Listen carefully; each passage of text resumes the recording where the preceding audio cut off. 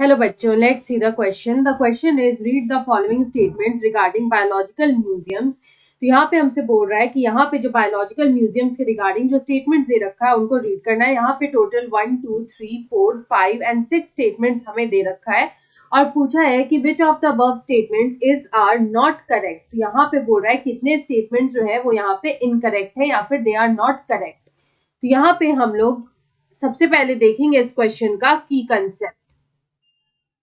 तो यहाँ पे हम लोग की कंसेप्ट में बात करेंगे अबाउट टैक्सोनॉमिकल एड। तो यहाँ पे ये जो टैक्सोनॉमिकल एड होते हैं they are helpful in the studies, they are helpful in the studies of organisms. तो यहाँ पे one of the taxonomical aid is the museum.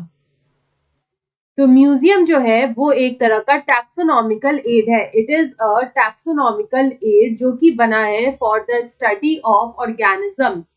तो यहाँ पे अगर हम लोग म्यूजियम्स की बात करें तो व्हाट आर म्यूजियम्स। तो म्यूजियम्स जो होते हैं तो यहाँ पे हम लोग बोलेंगे कि ये जो बायोलॉजिकल म्यूजियम्स होते हैं, these biological museums basically they are set up in educational institutes and colleges। तो यहाँ पे इनका सेटअप किया जाता है in educational institutions, in educational institutes and colleges में, एजुकेशनल इंस्टीट्यूट्स और कॉलेजेस में बायोलॉजिकल म्यूजियम्स को सेटअप किया जाता है फॉर द स्टडी। अगर हम लोग यहाँ पे अदर पॉइंट्स देखें तो हम लोग बोल सकते हैं कि जो म्यूजियम्स होते हैं, museums they have collections of, they have collections of plant and animal specimens. तो प्लांट एंड एनिमल स्पेसिमेंस जो होते हैं उनका यहाँ पे कलेक्शन होता है। They have collection of plant and animal specimens. और यहाँ पे ये जो स्पेसिमेंस का कलेक्शन होता है ये होता है for their study and reference, for the study and the reference. अगर हम लोग यहाँ पे थर्ड पॉइंट देखें तो हम लोग बोल सकते हैं कि जो स्पेसिमेंस होते हैं उनको जार्स या कंटेनर्स में रखा जाता है।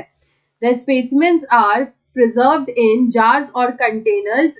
और यहाँ पे ये जार्स और कंटेनर्स जो होते हैं उनमें यहाँ पे प्रेजर्वेटिव सॉल्यूशंस होता है। दे हैव प्रेजर्वेटिव सॉल्यूशंस जो उनकी बॉडी को प्रिजर्व करके रखते हैं।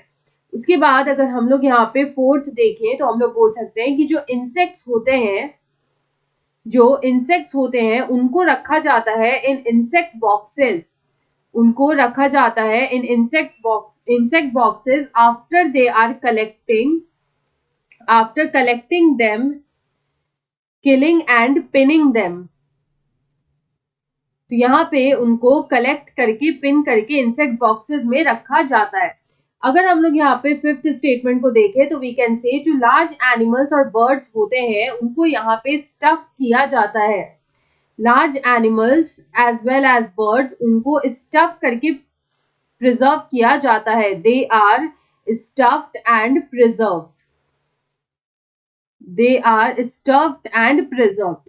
अगर हम लोग यहाँ पे लास्ट स्टेटमेंट देखें तो हम लोग यहाँ पे म्यूजियम्स के लिए बोल सकते हैं कि म्यूजियम्स में हमें अक्सर museums often have skeleton of animals also, they often have skeleton of animals.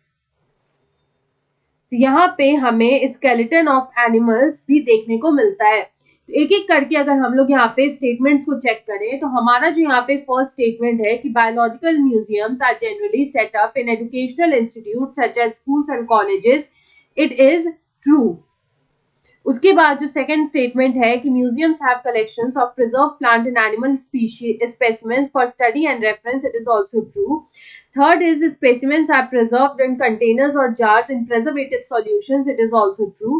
Fourth में लिखा है insects are preserved in insect boxes after collecting, killing and pinning, this is also true.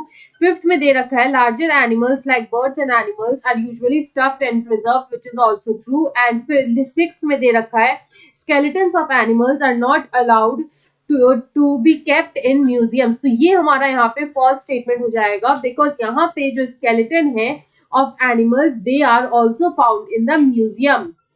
तो यहाँ पे हमसे इनकरेक्ट स्टेटमेंट ही पूछा था, तो हमारा जो इनकरेक्ट स्टेटमेंट होगा वो होगा यहाँ पे O6 only. So option 4 is the right answer. I hope you understood it well. Best of luck.